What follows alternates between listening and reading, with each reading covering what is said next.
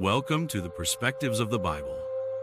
Before we embark on today's transformative teachings, please take a moment to subscribe, like, and hit that notification bell.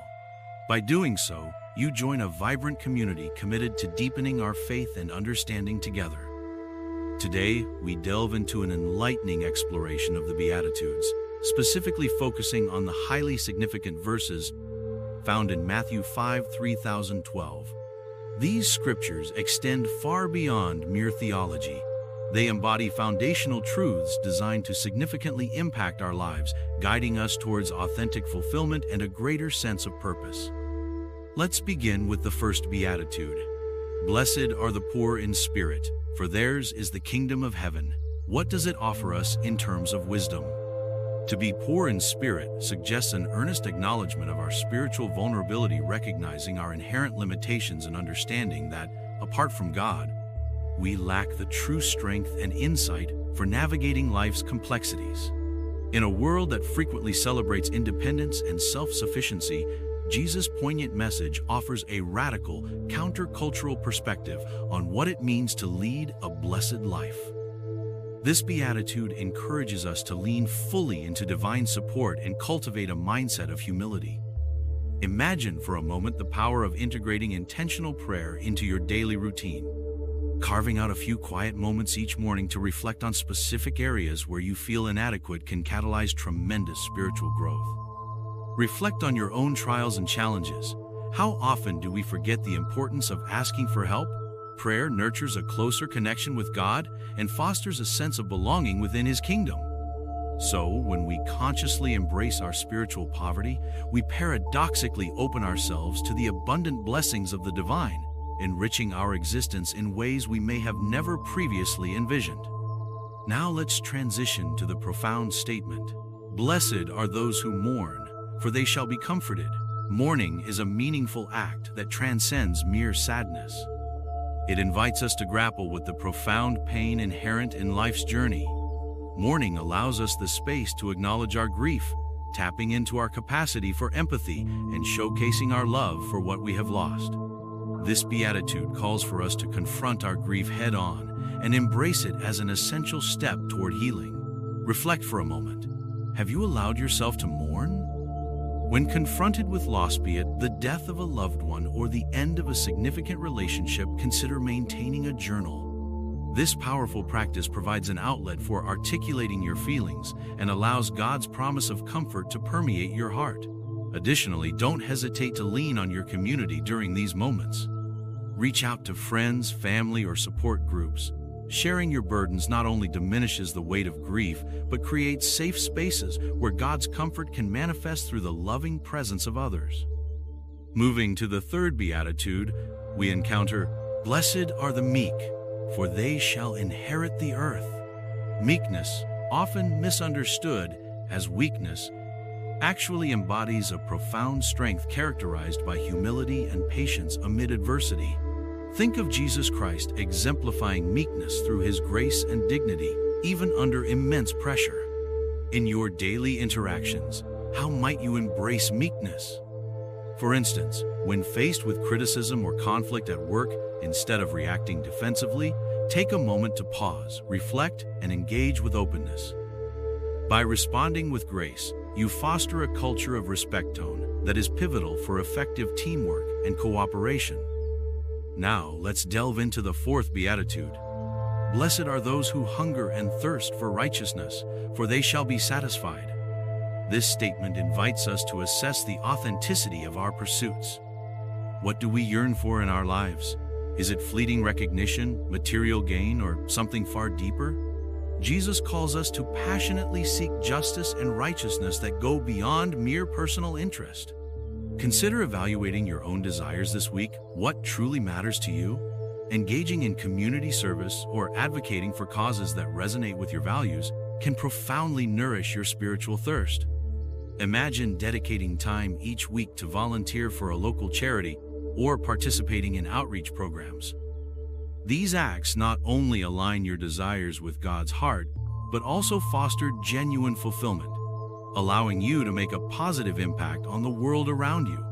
Stay tuned as we continue exploring the Beatitudes. These timeless teachings possess the inherent ability to guide us toward a vastly blessed journey and transform how we relate to ourselves and those we encounter. Let's dive deeper into each Beatitude, the cornerstone of Jesus' teachings during the Sermon on the Mount in Matthew 5:3-12:3. Each verse begins with the words, "Blessed are," signifying deep, transformative insights that have the power to revolutionize our lives and relationships. The first Beatitude, "Blessed are the poor in spirit, for theirs is the kingdom of heaven," emphasizes the importance of humility and the essential acknowledgement of our dependence on divine wisdom. Recognizing our spiritual shortcomings opens the door to a richer relationship with God. Consider infusing your morning routine with an affirmation. "God, I need your guidance." This humble approach invites not only divine assistance, but also promotes spiritual maturity. Each time you acknowledge your limitations, you cultivate a foundation for learning and growth, ultimately drawing nearer to the heart of God's kingdom. When we reflect on "Blessed are those who mourn, for they shall be comforted," we discover that mourning signifies more than personal sorrow. It connects us to a broader human narrative defined by suffering and healing. Embracing vulnerability through grief is critical. It's not just about lamentation, but rather the transformative power that mourning can initiate. Have you taken the time to reflect on your own grieving process? When grief arises, allow yourself the space for thoughtful reflection. Embrace journaling as part of your emotional toolkit.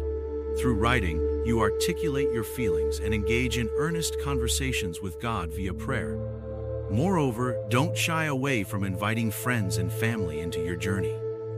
By sharing your stories and listening to others, you not only ease your own burden but also reinforce the bonds of community that God has woven through our lives, a reminder of the healing power found in relationships. As we venture onward, we encounter "Blessed are the meek, for they shall inherit the earth." Meekness reflects a powerful disposition often best exhibited during conflicts, promoting peace over escalation. In a world where aggression often takes center stage, how might we redefine our responses? When faced with reproach, approach conflicts actively seeking understanding. Ask clarifying questions, listen earnestly, and maintain openness. This mindset not only fosters respect, but creates an environment conducive to constructive dialogue and collaboration, a necessary element for nurturing thriving communities. Next, we turn our attention to "Blessed are those who hunger and thirst for righteousness, for they shall be filled."